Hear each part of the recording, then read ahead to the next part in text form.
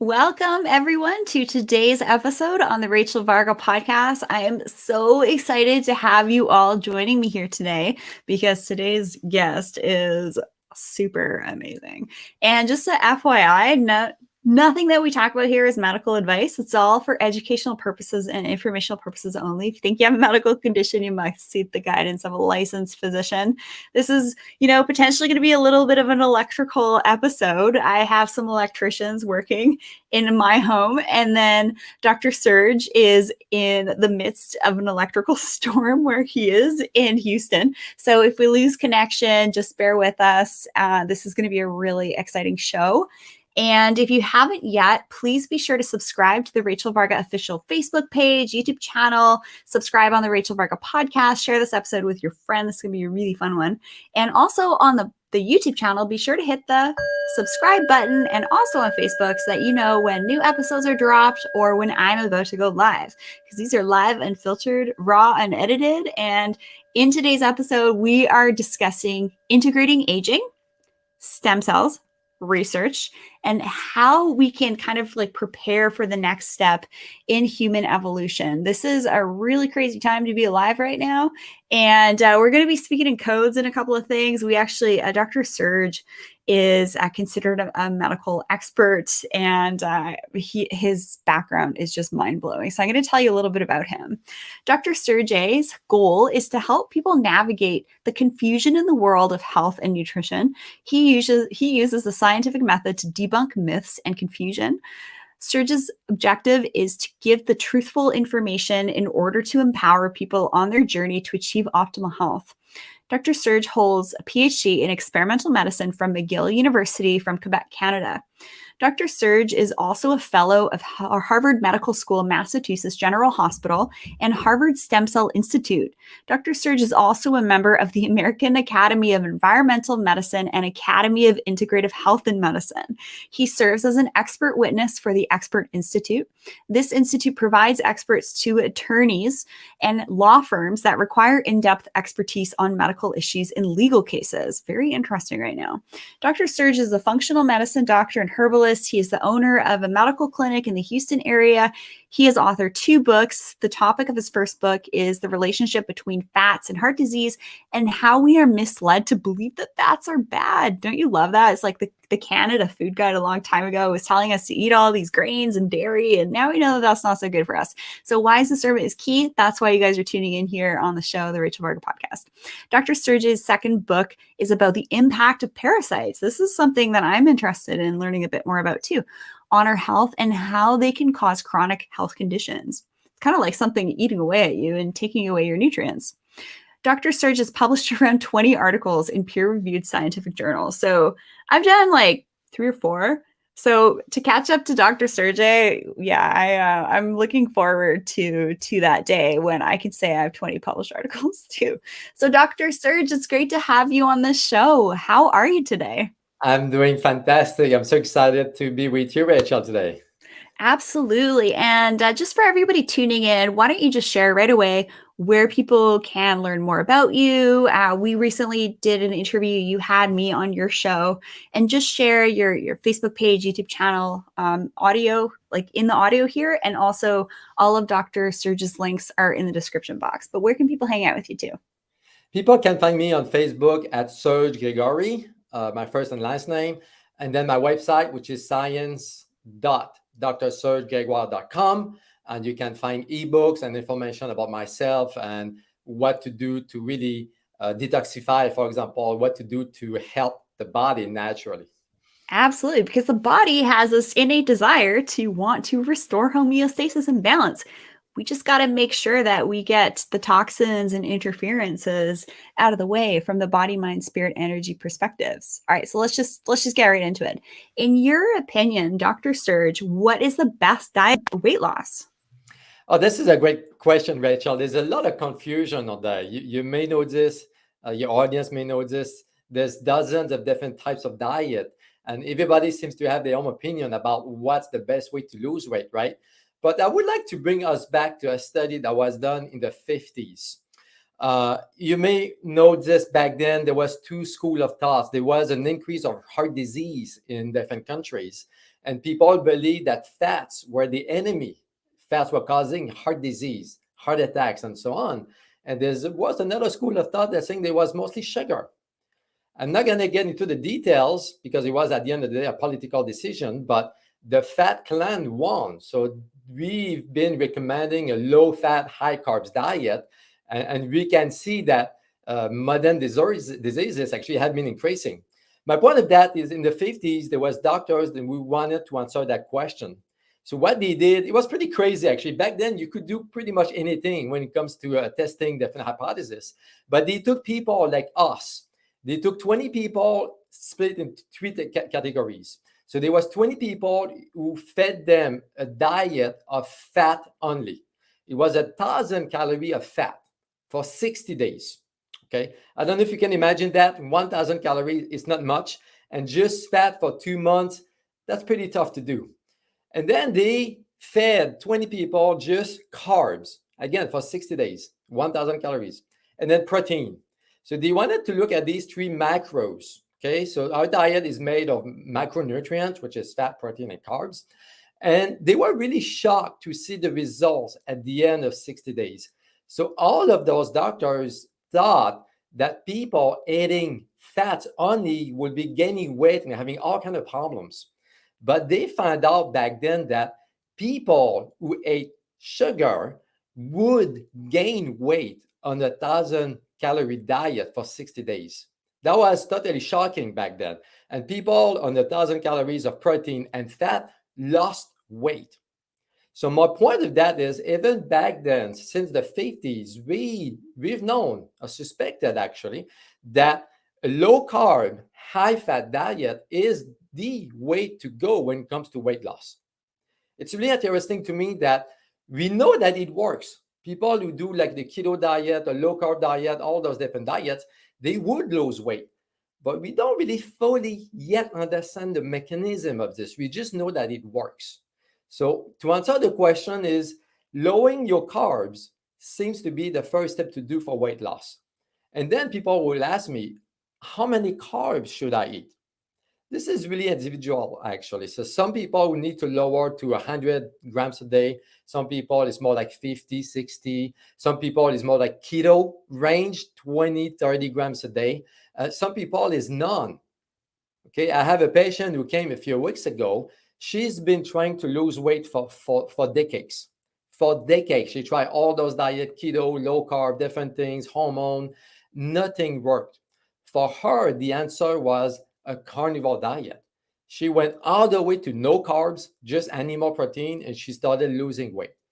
This is pretty extreme. I may not recommend that for everybody, but the first thing is to lower your carbs. It's really funny as you mentioned the carnivore diet. I literally have my like Yeti mic on the Ultimate Carnivore Cookbook, and I'm interviewing Wade Lightheart, who's the CEO and founder of BioOptimizers soon.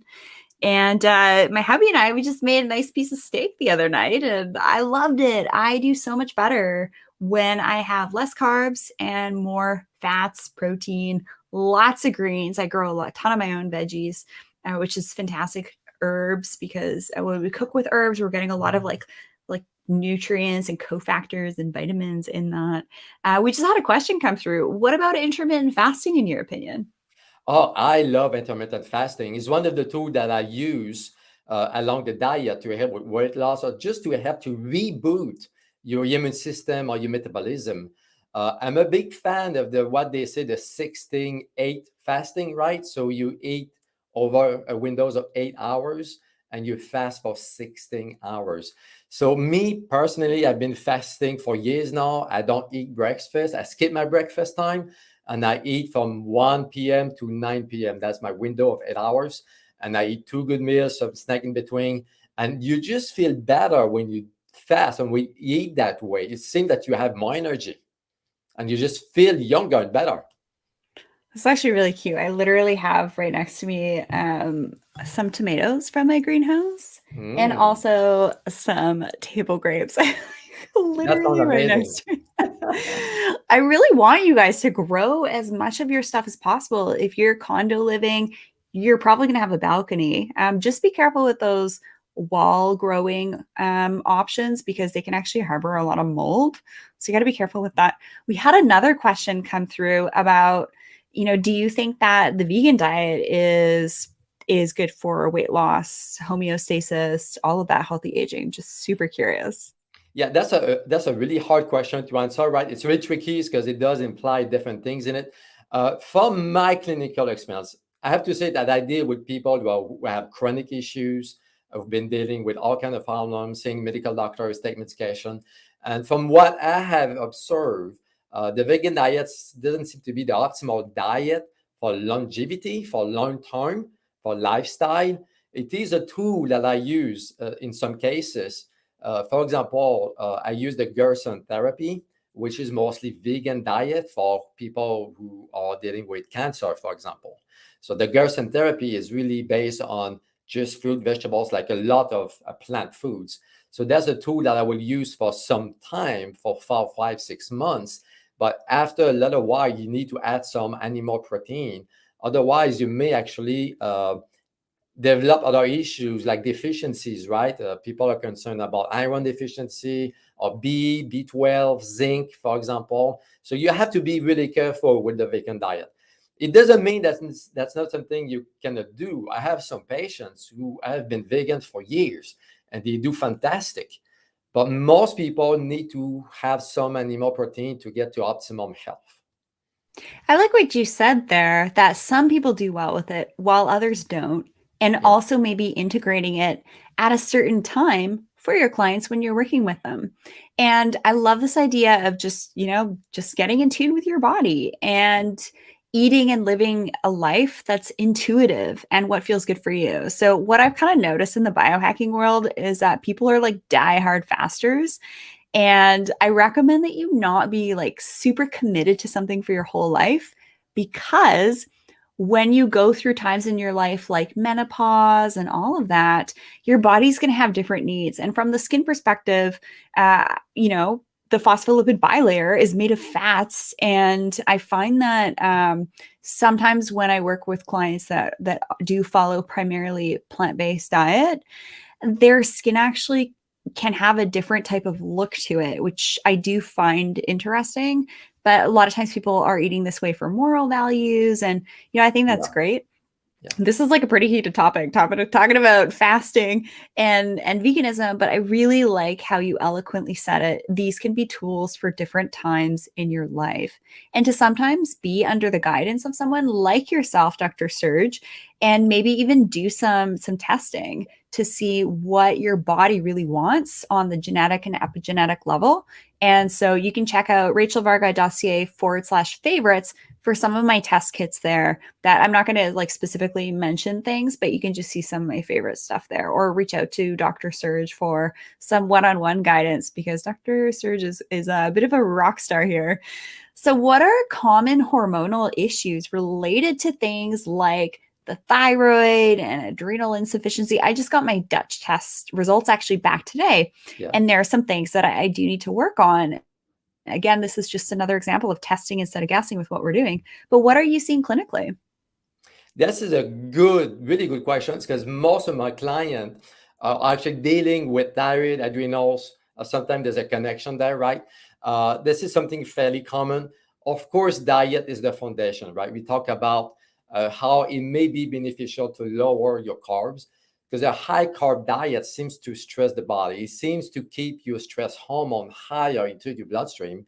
And that can be problematic over time. It can lead to deficiencies and can shut down your gut function, your digestion, your absorption, and the stress high hormone. This is what I see with most people, because 99% of people that I see come in the office, they have thyroid symptoms, right? Weight gain, they lose their hair, they feel tired, PMS, hormonal issues, right? And the blood work seems to be okay. Okay, so the TSH, the T3, the T4, everything is okay, but they still have symptoms. medical doctors, unfortunately, don't really look at adrenal health. And there's a direct connection there. So the adrenals and the thyroid work together as a pair. Okay. So if your thyroid is fine, maybe there's something going on with your adrenals. And when we look at reverse T3 or free T3, free T4, you could see pattern. You can detect, for example, a high reverse T3. That could be an indication there's a high stress hormone in the body. And we will need to run some tests, some spit tests, maybe saliva tests or whatever to detect your stress hormone. And typically that's a pattern that I see. When your stress hormone is high, it tends to block the conversion between T4 and T3. Right? Your thyroid makes mostly T4, and then the body, like the liver, the muscle, would convert the T4 into the T3, which is the hormone that is active into your body, right? So your body needs to achieve this conversion to have a good thyroid function.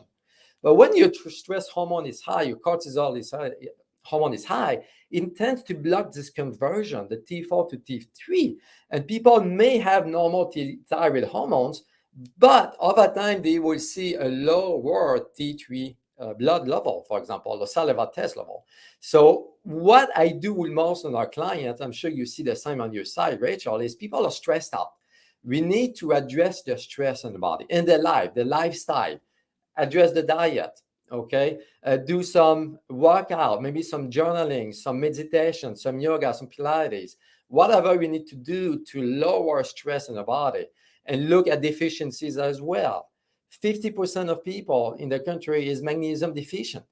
So if you have a magnesium deficiency, your body is stressed. Okay, you need some magnesium into your body. I really like to look at deficiencies. We address those. It typically helps the body. Looking at craving, right? A lot of people crave sugar or salty foods. That's another indication that something is off in the body. Working on the gut health, right? So the gut is so important when it comes to making sure your body is optimum function.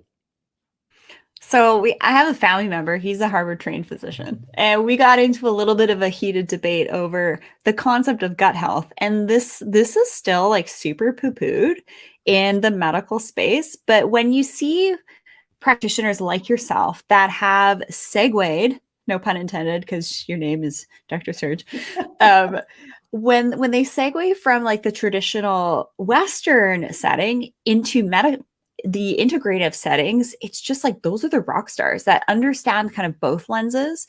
And I just got, like I said before, I just got my Dutch test results right before hopping on this call here. How's that for timing? My melatonin was a little bit low. My testosterone was super low. And I had an issue with one of my methylation pathways, which is related to the testosterone. And that was actually really easy for me to just look at my results and say, okay, I need to do some things to support that. So really like power to the people right now for having access to these tests. And if you need help with analyzing them, you can reach out to someone like Dr. Serge. And I'm actually looking forward to becoming trained in interpreting those types of tests as well. But, like since I did that Dutch test, I've already incorporated some adrenal support supplements. There's chewables that are like kind of like a clonazepam Ativan alternative to dealing with stress, because especially for women for aging, this is big. This is really big. It's like the thyroid and adrenals are like the place you want to go to first to really do a deep dive in, maybe even before like looking at taking hormone replacement. That could be a pretty controversial topic, but I'd love for you to expand on that. What's your take on that? I like your question because hormones, it's a big topic, right? It's really controversial. And typically that's the conventional way to do things, right? You do some blood work, some saliva testing, whatever it is, and your hormones are off. So your medical doctor will give you creams, lotions, pills, could be injections, could be the pellets, right? Could be different things. And all those options, when you really look at the science behind how they make these different products, is they are not 100% bioidentical to us. So it's a little bit confusing and it's a bit misleading to people, because people come to me and say, man, I've been on bioidentical hormones for years, I feel good and all that, but they have other symptoms that they don't realize it's coming from the hormones. So none of those products I know it sounds really controversial right now, but none of them are bioidentical. It's either from plants, it could be from horses, it could be from pigs, from different animals. So they are similar hormones than ours, but they're not bioidentical. That's why most people over time start having issues with those different options. My I mean, mom is I had, one of those individuals. She actually developed estrogen related breast cancer from yes, breast. Developed breast cancer yes, as a side effect of her HRT. And I just like straight up asked her oncologist, was this a side effect? And the answer was yes. And if you're thinking like, okay, well, it's bioidentical. Do you guys remember thimerosal and the issues with that? no, So, we're like super nerds here hanging out. Um, if you think for a second about this, ball and stick model of like a molecule, when you have the ball, there's like different sticks connecting to different atoms, right? And if those connections are like tweaked or rotated inappropriately, you're going to have that chiral center not be necessarily the same as what we see in nature. And that was one of the issues with thimerosal, that one difference with that chiral center. And I have a feeling that that's actually, maybe what's causing some of the issues is chirality with yeah. HRT supplements. Is that true? I'm just speculating. There's not a lot of science to answer this question, actually. I just know that clinically, people do not do well. They have side effects. I had a patient, unfortunately, she was on progesterone cream for 20 years, and she developed adrenal fatigue over time. So when you think about it, when you supplement your body with those hormones, at some point it shuts down those pathways. So your body doesn't have to make and produce those hormones. That's what happened with that client of mine is the adrenals totally shut down. And she developed adrenal fatigue over time, low T, low estrogen, low progesterone, and she was a mess. So one of the first things I do with those clients is we talk to them and we explain to them the side effects. We've known for 20 plus years that those products are toxic and it can lead to heart disease, cancer, female cancer, breast cancer, uterus cancer. So I'm not a fan of it. So we explain to them that we need to stop using them. And the goal is to help the body to make the hormone itself. Because we have a really amazing machine, an amazing body, and the body is meant to balance the hormonal system by itself. So if your body is not making testosterone, is not making progesterone, why is that? So we need to ask the question, what's the reason? Diet, toxins, stress, gut issues, could be anything. Yeah, and I love it. You mentioned magnesium, and I've recently switched up the magnesium that I've been taking. And I checked my Aura Ring for my metrics last night. Have like a readiness score of 94 today, and I think my sleep score was like 89, which is pretty good. Not bad And at all. like those are pretty a scores for a super amateur biohacker over here. But magnesium really helps me sleep. Yeah. The thing with supplements that we want to be careful about is making sure that they're third party independent lab tested. You Mhm. do not want to be getting any supplements off Amazon, eBay, shady third party websites that you think you might be getting a virus from also, because there is the issue with counterfeit beauty products, supplements, things like that. So you can just reach out to Dr. Serge and I for assistance with that. And I am going to be having Wade Lightheart talking about a lot of the stuff soon. So stay tuned for that. But I also saw in my Dutch test that I'm low in melatonin. And do you see a lot of your clients being low in melatonin? And what do you suggest we do to tweak that? This is a good question. People don't realize the melatonin is not a brain hormone. It is a gut hormone. Your gut makes 400 times more melatonin than your pineal gland. We all think about pineal gland, melatonin, sleep, but melatonin is a hormone that your body actually requires to regulate your stress hormone in the body. So melatonin is not necessarily a sleep hormone. It is more connected to stress, adrenal health, gut health. So I love melatonin. I use it. Sometimes we use it even during the day, try to lower the cortisol level, the stress hormone into the body. So I'm not a big fan of using it by itself, right? Supplementing it with sublingual or pills or whatever, because again, what happened is when you supplement your body with melatonin, Your pineal gland doesn't have to make it, your gut doesn't have to make it, and now you have other problems. Because melatonin does more than just sleep or stress hormone. It does a lot of different functions, regulating your nervous system, your bones, your detox, and so on. So at the end of the day, the answer may be to look at the gut health. Is there any gut imbalances going on? Any toxins stuck in the gut? Any food that your body maybe is sensitive to? Food sensitivity is a big thing. That's the first thing I do with all my clients, and look at food that your body is sensitive. To go back to the question you asked me a few minutes ago when it comes to thyroid and adrenal health, one of the major food group that seems to be an issue for thyroid is the high oxalate food, the greens. A lot of people don't realize that. They always say, eat your greens, eat your greens. It But depends which kind of greens. what kind of green and how you eat them. Like spinach. Spinach and broccoli has to be cooked. If you don't eat them cooked, it can actually be something that work against your thyroid. It can lead to thyroid deficiencies. So a lot of people, actually, I have a client who came with, she was diagnosed with hypothyroidism. The main thing is she was juicing every morning greens for years. So the answer to me was stop it. We do the blood work, and 6 months later, the thyroid went back to normal. So green food sensitivities, it can be anything, right? So this is something we need to look at, and that can impact the production of melatonin in the body. Fascinating. So, because the melatonin is connected to the pineal gland, and on the Rachel Varga podcast here, we talk about all things body, mind, spirit, energy optimization. Can you meditate your way to better melatonin levels? This is like a super random question, but it popped up.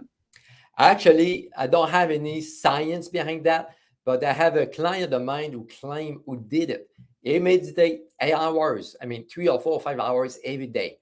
And he claimed by doing that, he could restore his sleep pattern, his rhythm, by regulating his melatonin.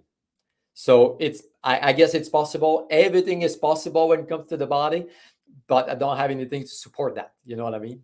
I love that you said everything is possible when it comes to the body, because it truly is. It really is. And so here we go. This is a great example of somebody who's, juicing greens every morning, like this client of yours, and she was actually eating things in a way that was not conducive to her overall wellness. And so this is why we need to, whenever you're listening to someone like myself or Dr. Serge talking about like living healthily, it doesn't really matter what you hear. There's like information vomit out there right now with misinformation, disinformation. Everyone's trying to tell you something. So, really getting into like the truth of something, right? What's true, what's not true, what's right, what's misinformation, disinformation, just test for it. Would you agree that that's a better way to look at aging and optimizing your hormones, is to just do some tests? Yes, that's what every once in a while I will test myself different things, right, to see how your body is doing. I tried veganism, for example, for a couple of years. That was not for me. It didn't work. I crashed. So I added protein back, and I did well.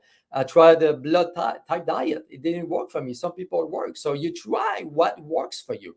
Like I said, some people go all the way to vegan. They do fantastic. Some people need animal protein. Some people don't do well on cheese, on milk. Some people don't do well on nightshades. So you really have to be in tune with your body and listen to your body when you eat certain food, and see how you do after a meal. If you feel sluggish, you feel a bit foggy, a bit tired, you feel a bit off after you eat, most likely your body is talking to you and telling you, man, don't eat this anymore. There's something you eat that I don't like. So that's food sensitivities, right? There's ways to test for it, but the simpler way is just listen to your body, and the body will speak to you. I'm really loving this conversation. So last week I gave myself a cheat night and I had some treats, and I totally paid for it. The next couple of days I was foggy. I was, I felt like I was like brain dead. And it was literally because I ate something. So when you're super tuned in to your body, mind, spirit, energy, when you have something that kind of like throws a wrench into the machinery, you'll notice it. But if you're not tuned in, you're basically used to feeling like garbage. You don't even know how good you can feel. And one of the things I really admire about my husband, who's a pro athlete, is he doesn't need to like listen to any of this stuff. He's so incredibly in tune with his body. He just knows. But then, the regular people like you and I, we need a little extra help with some tests and stuff like that. So why don't we switch gears to talk about the skin for a second? Because obviously the skin is our largest organ of the body, and y'all are tuning in here to be more beautiful, radiant, look better, live better, healthier, wealthier, all that good stuff. So what are gut-related issues that can actually manifest in the skin? And what are some of the most common things you're seeing in your clients? Good question. As you said, gut skin is directly connected. So sometimes I like to say that whatsoever is going on inside your body reflects on your skin, right? And then when we fix the inside, it shows on your skin as well. So when you have skin problem, typically it's a sign that something going on inside your body. You need to, again, pay attention and listen to your body. The main thing that I see on my side when it comes to skin problem would be this typical hormonal acne, around the chin, the jawline. Yeah, exactly. So that's hormones are off. Could be a thyroid issue, an adrenal issue. Typically, it's a sign of estrogen dominance. Again, connecting with the hormones we talked earlier. So I'm not a big fan of using estrogen at all because most people are in the state of estrogen dominance. So we need to address that. But the main thing that I see is really psoriasis, which is an autoimmune condition. So it's really autoimmune disease, right? So this is a condition that is more prevalent these days. Actually, as a matter of fact, the last 4 or 5 years, I've seen a lot more people coming to us with autoimmune issues like Hashimoto, psoriasis, lupus, and so on. So this is when the body is getting confused. The immune system is attacking itself for some reason, and it attacks different parts of the body. In this case, it attacks the skin, for example. If it attacks the thyroid, you have Hashimoto's, and so on and so on. Again, it all comes down to the gut. Food, okay, what you put in your mouth. But the main thing that I will see on my side is 2 things, actually. One is pesticides, okay? The glyphosate, Roundup, that we spray on our food, all those fungicides, those chemicals to preserve our food. That end up into our gut, of course, if they don't eat organic foods, and that can really mess up the enzymatic activities in your gut, the gut lining. It can lead to leaky gut and then leading to autoimmune issues, right? And then not to help with this is parasite infestation, right? We all hear and know about the microbiome, right? The bacteria, the probiotics. They all say take probiotics, take probiotics. All this is good. But they never talk about the last component of the gut, which is the parasite component. We talk a lot about virus. Okay, there's more times viruses in our gut than bacteria. We talk a lot about candida, yeast overgrowth coming from wheat products, sugar products, all that stuff. And then we never talk about parasites. And that's why I wrote a book to give information about the parasites. When you start cleansing parasites out, the skin just clears up. It's almost all the time that's what happens. All right. So you've done 20 papers. I've done like a handful, but I do have one of my papers in front of me. And when you mentioned this uptick in autoimmune, I've actually been including that in my recent papers for practitioners to be aware of. By the way, if you're an aesthetic provider, aesthetic physician or nurse, please email me at info@rachelvarga.ca. I'm here to support you. I'm here to help your clients thrive as well as your practice. And I do provide clinician guidance as well as I help the client and also the clinician at rachelvarga.ca. Just reach out. Don't be a stranger. If you're like, hey, Rachel, I have a question about this. Can you help me? info@rachelvarga.ca. Trust me, I love to help out. But I talked about this in my last 2 publications. So it is important to consider long-term safety and efficacy and evaluate any potential health implications with clients diagnosed with underlying health conditions. So I'm trying to provide awareness in the rejuvenation space that we need to pay attention with these non-surgical implications of like lasers, injectables for those that do have underlying conditions. And that's actually been really well received in the community. But for a long time, there hasn't been a lot of information around it. So I also say a combination and conservative approach that includes a health examination before every procedure is prudent when providing rejuvenation treatments. Ensuring the patient's health and safety is always the first priority. So putting that above looking good is really important. So if you're considering like doing anything for the skin rejuvenation wise, but you're not feeling awesome, maybe delay that until you're feeling a little bit better. Because when we're talking about things like environmental toxins as one of the primary causes of things like weight gain and skin issues, we have this toxic bucket. And if it gets too full, guess what? It's going to tip over and you're going to have things manifest. So I would love for you to expound on which environmental toxins are some of the primary causes of weight gain, skin issues, and accelerated aging. Great question. And to me, this is the question we should all ask and answer. Because every day we are exposed to about somewhere between 80,000 to 100,000 different types of toxins. So really, we live in a toxic world, right? So we are toxic. So toxins to me is the main driver of autoimmune issues and chronic issues. Like you said a few minutes ago, so when you get to a certain threshold of toxic load into your body, this is when you start having a problem. And this is something I see all the time. People would tell me, man, I've been feeling good for 30, 40 years. And then all of a sudden, I started to have a problem. They got to that threshold that the body is so toxic that the body spoke to the person. Listen, there's something going on. And what's going on with toxins and weight gain is over time, the body gets overwhelmed. Your detox pathways, your phase 1, phase 2, and phase 3 detox pathways get overwhelmed. They get shut down.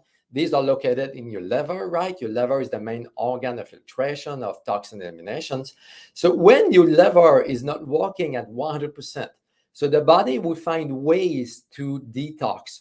So what happens is the body will store those toxins into fat tissues, because those toxins are fat soluble.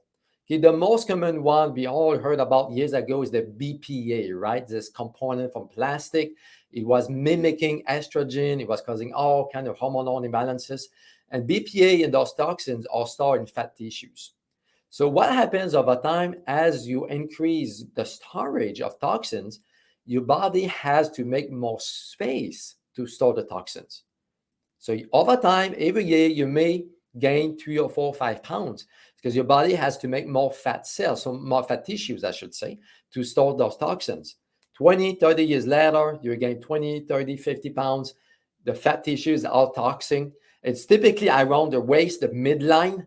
This is a pattern that I see most in all women. They want to lose that pattern, that weight, right around the hips. They have the skinny legs and like the massive waist. You see this all the time. All the time. This is a sign that your body is toxic. So what happened is you need to actually slowly detox. And on my website, I actually wrote a PDF on how to do that. So I use food to be able to detox. I'm not a big fan of using all those different cleanses and protocols and products. The body is able to do it, and there's a way to do it with food. Oh, I love it. We speak very similar language here, but I didn't realize that if we're toxic, we need somewhere to put it. So your body's going to enlarge your fat cells. So some of the things that we know about fat cells is that they don't really proliferate unless it's a case of like diabetes. And because I have done a lot of work with cryolipolysis, so different rejuvenation devices to actually kill fat cells. They actually create a process in the fat cell called apoptosis, and it tells the fat cell to die and then break apart. Then your macrophages flush out the cell like fragments through your liver, kidneys. When you go to the washroom, it's like bye-bye fat cell fragments. But as we age, we kind of have like the same number of cells, but they can get bigger as you gain weight and they can get smaller as you lose weight. And if you are obese, then they will, I think I said diabetes earlier, I meant obesity. But then they can proliferate. So is my understanding about the nature of fat cells enlarging and shrinking based on some of the literature that I first learned about 8 years ago, is that still true, or have there been advancements? That's still true. That's still the same concept. And by the way, this hypothesis, it's called the Obeso gene hypothesis. It came up from a doctor in California a few years ago, and then he made a connection with toxins and weight gain. And that's typically the reason that if you do good diet, you eat well, you do a low carb, for example, you do different things, but you cannot lose weight, is most likely you didn't get to the root cause at the cellular level to detox the cells and the mitochondria in order to shrink the fat cell and start losing the weight.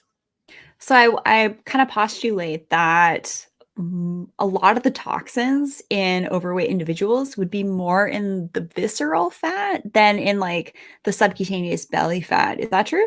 That's correct. And most of the toxins are either coming from food or from the skin. You Yeah. know, right? Oh my gosh, tell me about it. So when I work with clients, I actually love for them to tell me what they're using. So this is kind of part of the process of a one-on-one call with me, which I don't know how long I'm going to be doing one-on-one calls for. So make sure you book that with me at rachelvarga.ca.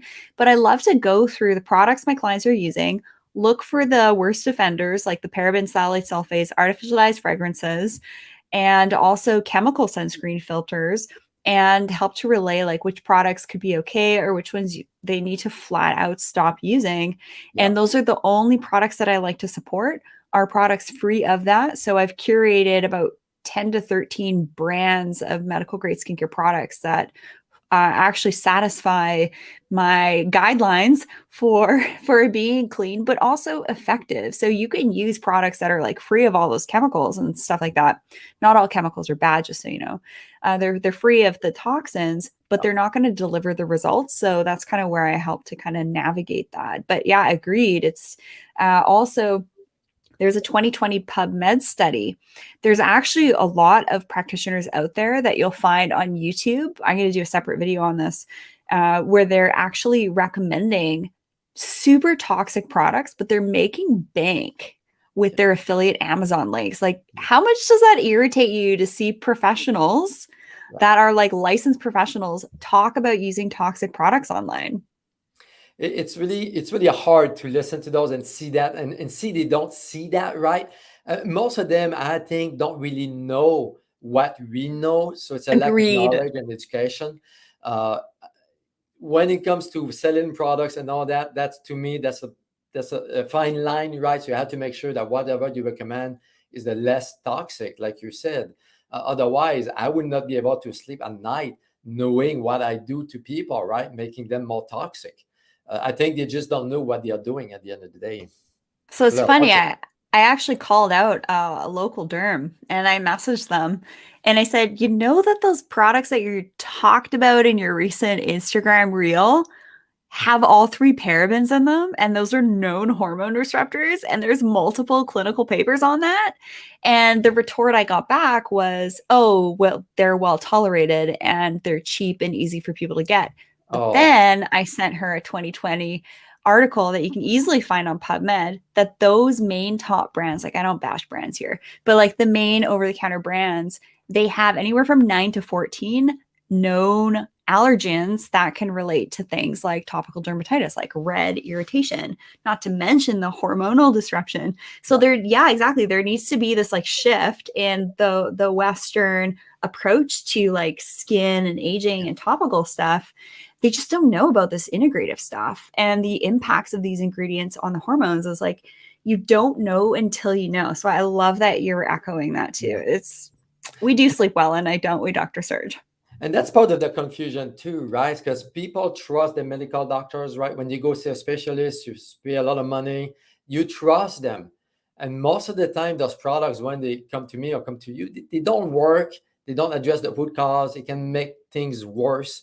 And typically that's what I see, right? So there's a lot of educations to do.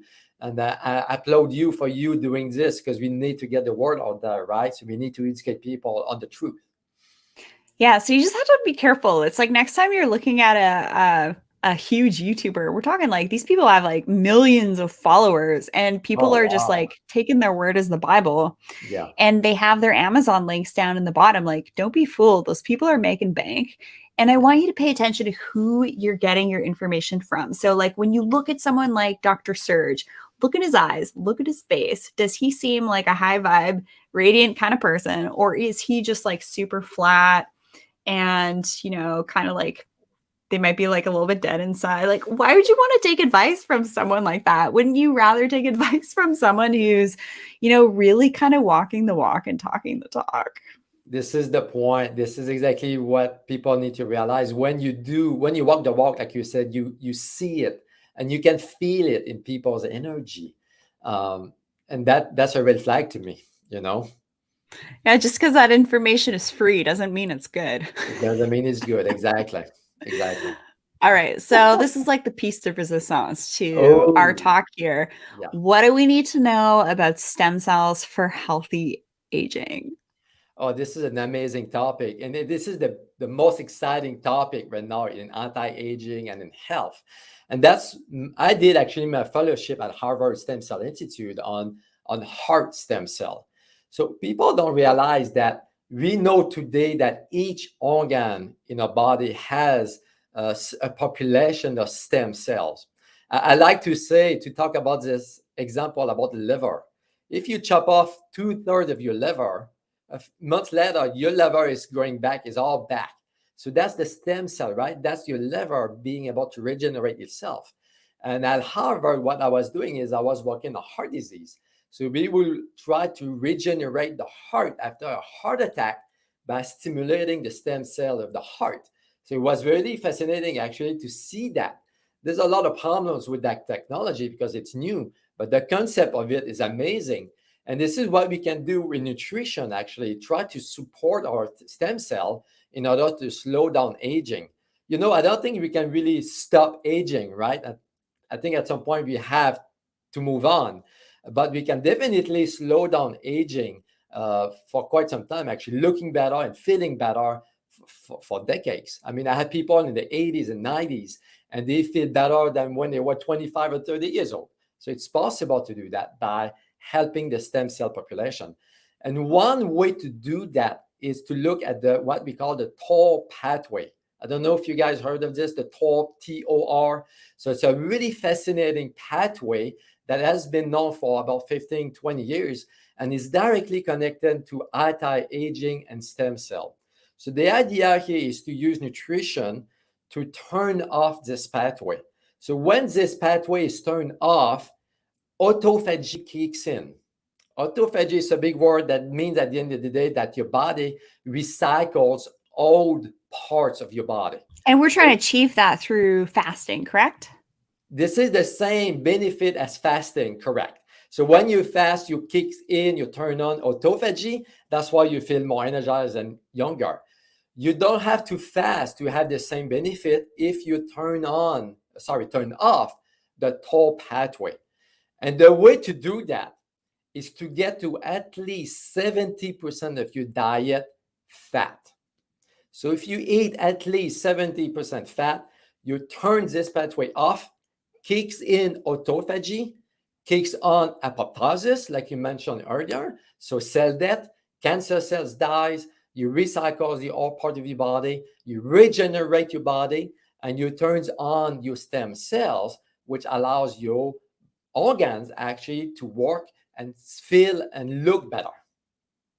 Random question. Do you think that if we stimulate autophagy in such a way, it can actually kill fat cells?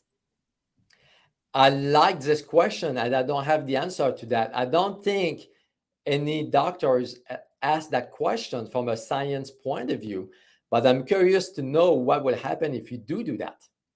Yeah, or if there's like some really cool mediated pathway that's like, okay, this is like too much volume in the fat cells. Let's just like put autophagy on and get it to like a lower BMI percentage. I would be really fascinated to look at that research.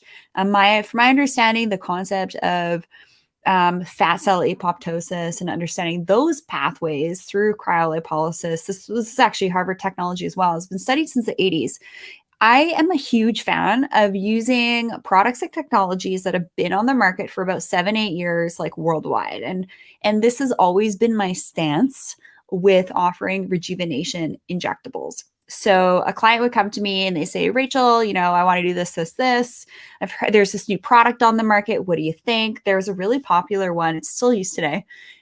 for actually dissolving submental or double chin fat. But I didn't really like the close proximity to the delicate thyroid. I Yeah. didn't like that. And it was like brand new on the market. It had only been around for like 4 years. And you can't use it on anybody with pre-existing thyroid issues, which is Yeah. what's the percentage of population that are affected with thyroid stuff? Like a lot. And Most if of they're them. not diagnosed, they probably don't even know about it. Yeah. So it's like, okay, we got to like wait for these things to be around for a while. And and I write that in my papers, like very boldly, like we need to be conservative with this stuff. Yeah. And when it comes to stem cells, how long has stem cells been studied? How long have like the applications of stem cells for like joints or cardiac improvement actually been applied? Like what's kind of the protocol? Like, because what I found is like the first generation is never the best. You always want to wait to like the second, third generation or iteration for applying these things. I would love for you to expand on that. That's a good point. And that's why personally I'm not a big fan of this technology yet, because it's really recent. It's maybe 10, 15 years. There's all kind of stem cell research products out on the market, and there's side effects to it. When I was at Harvard, I mean, I don't want to scare people off, but one of the major side effects we had when it comes to heart hair was, yes, we were able to have the heart, but the major side effect was people will have cancer. Okay. Cancer is a stem cell disease at the end of the day. So you have to be really careful when you play a new stem cell. That's why I'm not a fan of injection, for example. I'm more a fan of using diet or maybe some herbs, some vitamins to support your own stem cell. There's some a peptide that you may know, copper peptide, for example, that can help stimulating the stem cell. So these are safe. These have been around for decades. I use Uh, copper peptide in like pretty well most of my recommendations for my yes, clients, but it needs to be a really good formulation yes, where all of the products in that formulation are going to actually have a positive desired outcome. So just because you see like copper peptide in a beauty product or an anti-aging product, you need to make sure that it's third-party independent lab tested and that it's going to be both safe and efficacious. It's like hyaluronic acid. We see this all the time in serums. The yeah, hyaluronic acid molecule can vary in size. If it's too big, it's not actually going to get into the skin cell and do its job, or there could potentially be interactions with other ingredients in the formula. So that's where Dr. Serge and I come in handy. We can help you guys navigate this stuff. So I'm just curious, like with the heart for a second, were stem cells being injected into the heart tissue? So yes, but it was not on people. The technology was really new. I mean, we were the first one actually to identify and take the stem cells. We will use animals like mice and rats because they are easy to use, right? And it's much more ethical than using people. And we would cause, like for example, a heart attack in mice, and we will inject the stem cells, and the heart would come back. But this mice might have at some point cancer or other issues. So we will use animals like our science as a way to start working and optimizing the technology. It's not there yet. When it comes to human technology, it's not there. It's going to take more decades to really optimize and make sure there's no problem with that. But there's a lot of potential and excitement when it comes to stem cell. I mean, I've used stem cell to regenerate joints, cartilage, pancreas for type 1 diabetes, for example, liver disease, all kind of crazy things. It's really powerful. But like you said, you need to use the right product. Otherwise, you can actually cause more problems to your body. Yeah, and also the way that it's applied. So Yeah. once things have been on the market for a while, different nuances are known about them, then they'll be reformulated and the protocols are going to be so much better.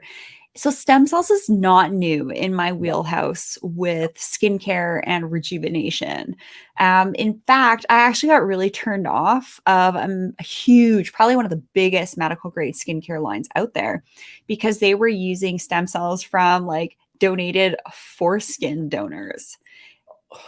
Yeah, Okay. this is I never huge. heard This of that. Okay. this is enormous. Like I have to Wow. tell you, like most skincare companies that are using stem cells, it's from like this one donor foreskin piece that's just been replicated. And oh, I don't know, like I That would just turn me was off not into too. that. Yeah.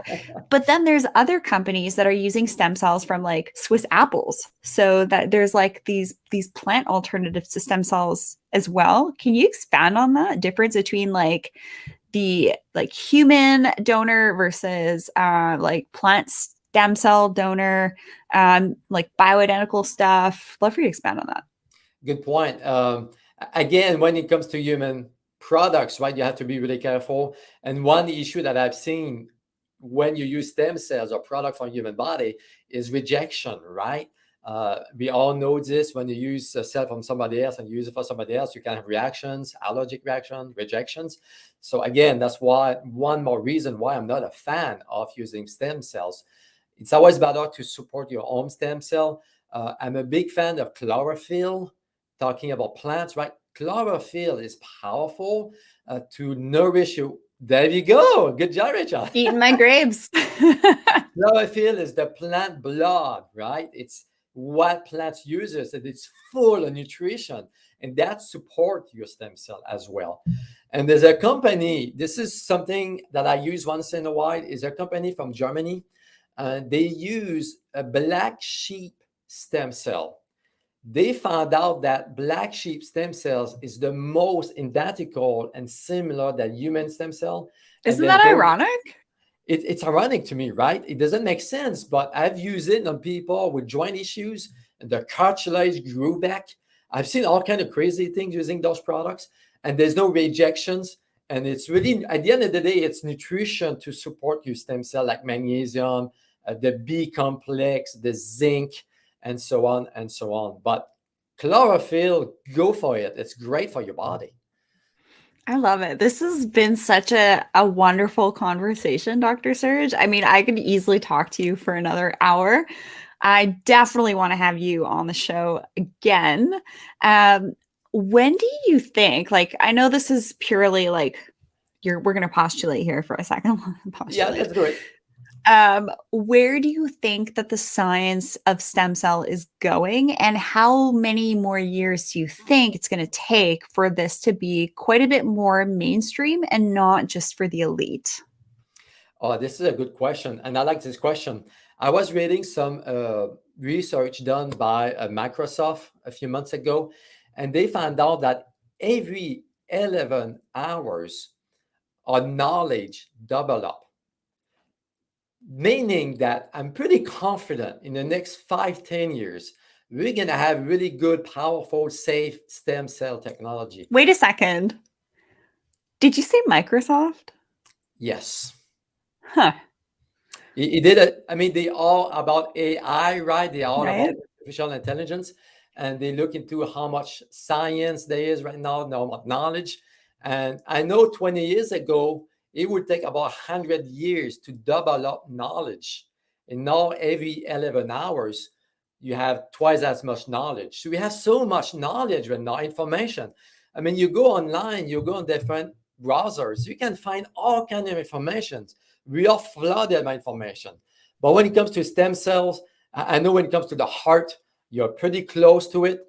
Some of my colleagues are working on reversing type 1 diabetes when it comes to pancreas, and they are really close to it as well. There's some problems to it, but I'm pretty confident within a decade, we're going to be able to reverse all those chronic conditions that we cannot do right now. If, of course, those big pharma and corps allow us to use that technology, right? Well, I mean, I didn't even have to say it. You went there. How do you feel about tech companies getting into medicine? I'm going to answer your questions this way. I used to work in one of the best hospital and institution in the state, and my funding was coming from one of the big pharma, and I quit my job. I couldn't handle it anymore. I couldn't sleep at night. We were forced to work on things they wanted us to work on. And at the end of the day, it's all about making money. It's all about drugs, those type of products. And I couldn't do it anymore because there's options of that you can actually reverse conditions or help the body naturally. And big pharmas are not about that unless there's a shift unless population, people like us, are asking for that kind of tools and technology. Good for you. I'm It, like, it, I it's like you crazy. even more just with what you said, because the thing about like research is that a lot of this stuff is like hyper compartmentalized. And we also see this in the intelligence world, Yeah. is that it's on like a need to know basis. So you can have these people working on different projects, whether it's like intelligence or science or research, and they don't really know what they're working on. But then when you know, you can't unknow that. And I'm just like, I'm really proud of highly accomplished researchers like yourself, Dr. Serge, that are just like, nope, I'm not going to be a part of that. I want to sleep well at night. And I love that. And we have to be super careful who we're supporting now. Like, I I actually called out one of my family members.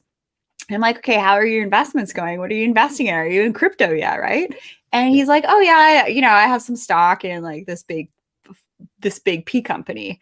I'm not going to say those like tag words and stuff like that. And I was like, really? Like, really? You can invest in other things as well. And just like think about that. Like, see what you're holding on to, see what companies you are supporting. And ruthlessly, now more than ever, we need to both emotionally and economically support those who you're in alignment with and their vision and all of that, because this is how we create change. This is how we change we tip the scales. Like people like Dr. Serge and I, we're here to, in my opinion, really restore balance. So just remember, for every like bad thing you hear, there's a positive opposite to it. And yeah, you sleep pretty well at night, don't you? I slept much better. And as a matter of fact, I was getting sick. When your physical body is feeling the stress of this, I couldn't do it. And it's really frustrating for me. I mean, I'm a few hours from the border in Texas. I live in Houston, and several of my patients go to Mexico to get treatments that is illegal here in the US. That just doesn't make sense. And those treatments actually are powerful. They're all natural, vitamin based, herb based, and I cannot do them in the state. Otherwise, I would go to jail. Well, I mean, there's a flip side to this. I definitely hear stories of people getting like rejuvenation stuff done in Tijuana. I mean, Yes. Oh, sometimes, yeah. sometimes you gotta be careful with this stuff, You have right? to be careful. It's Mexico for sure, but there's good clinics you can go, right? That I feel pretty confident they are safe. But my point of that is, when they have to make things illegal, something is wrong. Something is wrong. Oh my gosh, I would love to pick your brain on things like free energy and all of that, because Oh, yeah, honestly, I think that technology is available, yeah. and I have a sneaking suspicion of who is going to roll that out Hmm. because of their familial ties with Nikola Tesla, which is actually like in their family. I'm not going to say that publicly, but I do feel like, because some of us are kind of like, okay, what's the next move for this guy, right? Yeah. And I feel like that's going to be it. I feel like it's going to be some type of free energy product. And like Elon Musk said that he could have like 100 of these different energy buildings that could Yeah. supply enough power for the entire world. Like this stuff's available. The health optimization stuff is available. So ruthlessly support people that are looking for ways to help us live better, look better, feel better, all of that. And it really does start with us not supporting certain companies and supporting others to tip the scales, create that change. Because the thing with like big food, and I've heard this through like a very credible source, friend of mine who knows people in this game, and it's like they're always going to be making food because the consumers still want like their super high processed Yeah. byproduct cereal that looks like cute and fun and colorful. And we have to be really careful what companies we support. What's some tips that you have for us tuning in to make sure that we are supporting those that do have our highest intentions for ourselves as humans, and also for humankind in general? That's a good question. And this is what I like to tell people is, support your local farmers. Local farmers typically grow food organically, pesticides free. They treat the animals in a human way. And like all of us, they need to make money. So when you support them, you fight against the system, the big corps, the big pharma. And when you eat that kind of food coming from the earth, you start feeling better. So that's the first step you need to do. Support your local farmers. It's easy. In Texas, there's dozens of farmers you can support. I don't know where you guys live, but there's always farmers all over the place, and just support them. I literally I grow a lot of my food and there's a farm across the street. Awesome. Yeah, I mean, I really want to get some chickens and goats here and stuff like that. We have a lot of bunnies and squirrels and deer, and it's all very magical and all of that. That's We got good awesome. soil from them hanging out. Sometimes I feed them. It's really cool. That's awesome. Oh, I have this buck that I feed every now and again. He likes the apples and the plums in the yard. It's so cute when you see animals eating, and especially if the plums a little. This is totally off topic, but just imagine this magical buck with 4 points on their horns, and I give them a plum, and the plum could be a little bit sour, and it's just so funny watching them try and chomp it because it's a bit sour too. Oh my gosh, it's just get really tune in where's your food coming from? yeah. Who can you support? Yeah. Because we need to pay attention to these toxins and everything that it's just ruining our aging process. So keep your toxic bucket super clear and as empty as possible so that you can actually handle stressors in your body better, because stuff is going to happen in this journey of being a human. We're going to get in accidents. We're going to have health issues pop up just because of the nature of our environments. So the better you keep your meat suit and your body, mind, spirit, energy, the better you're going to be able to just cruise through this stuff, let your body maintain the homeostasis, and do those tests. There are some pretty sophisticated tests. So Dr. Serge, how can people work with you? How can they find you? How can they continue to pick your brain? Yeah, you put the website on the bottom. So this is my website, science.drsergegregoire.com. Or you can email me at serge@nutrition-houston.com. You can email me your questions, whatever, so we can work together if you guys have any questions.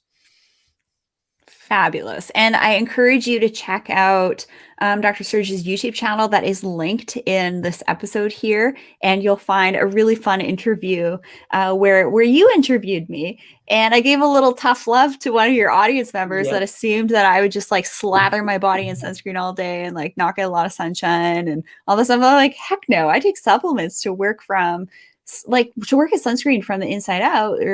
Their superoxide dismutase are powerhouse antioxidants. So I don't have to slather my body in sunscreen. So I can get the vitamin D synthesis. That was good. I really like that. That was really funny. You probably weren't expecting that. No, not at all.